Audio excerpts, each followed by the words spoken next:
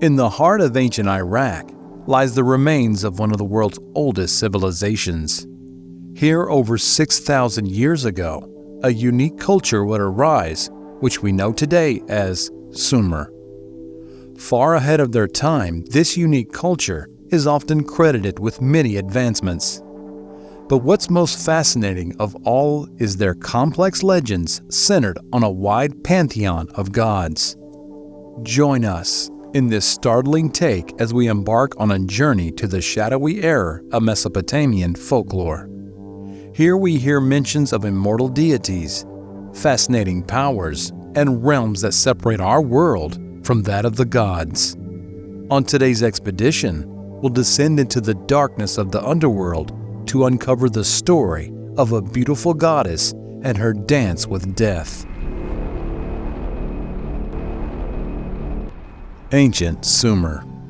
Ancient Sumer made up a vast part of the territory we now know as modern-day Iraq. According to historians, they were the first of the Mesopotamians, a collection of cultures that lay between the revered Tigris and Euphrates rivers. It's thought they rose to prominence in around 4000 BCE. Sumer was not an individual political entity, but more of a collection of independent city-states. Known for their advancements in architecture, agriculture, and writing, as well as governance and trade, they rose to become what many consider to be the first great civilization in this part of the world. The Sumerians provided archaeologists with various questions.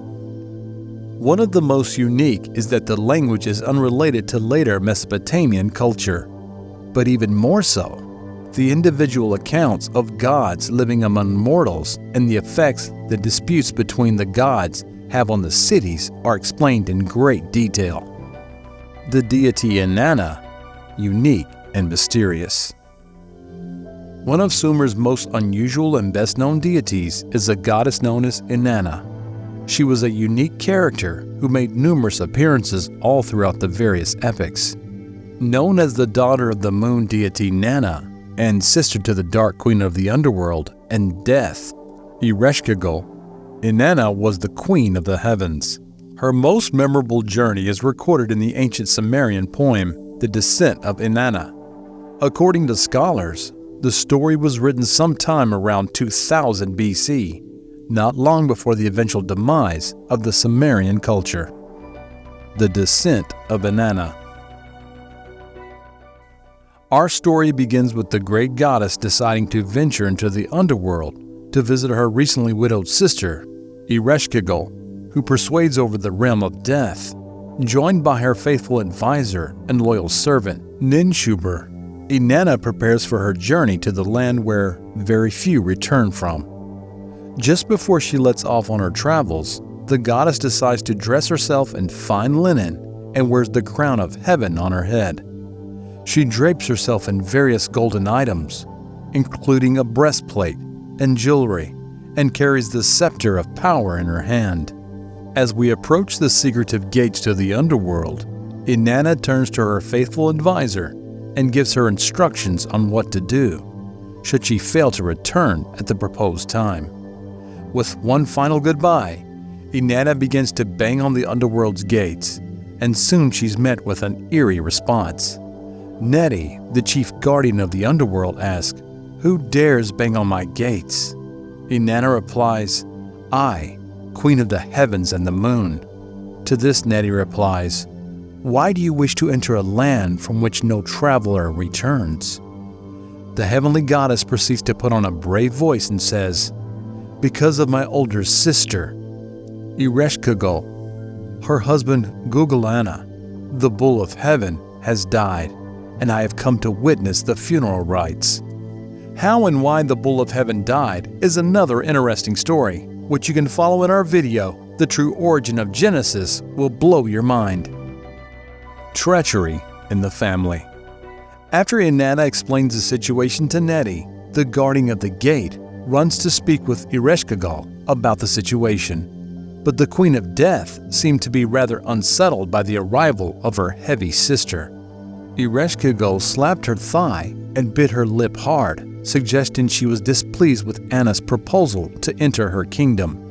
Nonetheless, she tells Neti to return to the gate and allow Inanna to pass through each of the 7 gates, one at a time. But the Queen of the Heavens must remove one piece of her royal garment as she passes through each gate. Confused by the strange request, Inanna agrees to do so under the impression that she will receive safe passage in and out of the underworld. So as Inanna proceeds, she is slowly stripped of her clothing, crown, jewelry, and scepter before passing through the final gate, now completely naked. Neti leads her to the throne room of Ereshkigal, where she confronts her sister and asks her what's the meaning of these actions. The Queen of the Underworld looked at her sister with a sinister grin and revealed she was going to be judged by gods of the underworld. The evil and corrupted souls who watch over the Valley of Death passed judgment against Inanna, and with Ereshkigal's blessing, they decided the Queen of the Heavens must die. Shocked by the scenario, Inanna had little to no time to react before Ereshkigal struck her down. Afterward, the Heavenly Queen was hung up on a hook on the wall like cattle following slaughter. The Faithful Aid. For 3 long days and nights, Ninshabar, the faithful servant of Inanna, awaited the return of her queen, yet she did not surface from the gates. Panic soon set in, and the servant searched for Inanna's father, Enki, the god of creation, healing, and magic. After hearing the events that transpired, he knew Ereshkigal was up to no good and immediately set up a plan to free his daughter from the underworld. Known as a mischievous deity, Enki decided to trick the Queen of the Underworld into releasing Inanna. He began by creating 2 beings known as Kurgaru and Kalkaturu, who would sneak into the underworld disguised as flies. When they arrived in the throne room, they attached themselves to Ereshkigal, and they began hatching their plan. They knew Ereshkigal was in labor, and so they prolonged the effects until she could no longer bear the discomfort. After appearing and offering their services to help ease the pain, the Queen of the Underworld repaid them by offering them anything they could wish for. Kurgaru replied, "All we desire is the corpse hanging on the hook." Ereshkigal agrees to the request, unaware Enki had sent them to retrieve Inanna. The beings would retrieve the corpse of Inanna with water of life after they escaped beyond the underworld's gates. Inanna is considered one of the very few heavenly beings who were able to return from the underworld. She brought back with her various powers of the realm of death and even knowledge of death itself, which she could share with those in the land of the living. What the story means. Researchers have proposed interpretations of this story over the last century. Many suggest it's a psychological poem or archetypical myth of each individual's journey to reach wholeness. It indicates no person is whole until they can unify both their light and dark sides. During the journey, Inanna would come back from a descent into the darkness with knowledge of the place, which she could now use to further her spiritual progression in life. Alternative thinkers have a much different explanation in mind. They claim the story was, in fact, based on reality, claiming that the goddess Inanna did travel to the underworld. What this would then suggest is that at one point in history, humans were able to travel between realms by way of some kind of portal. While the theory certainly lacks any kind of real evidence, we cannot deny that the fact that the Sumerian literature is full of mentions of gods, unusual journeys, and events that we cannot explain to this day. Let us know your thoughts on today's video in the comments section. Do you think this legend represents one challenge to overcome the darkness within?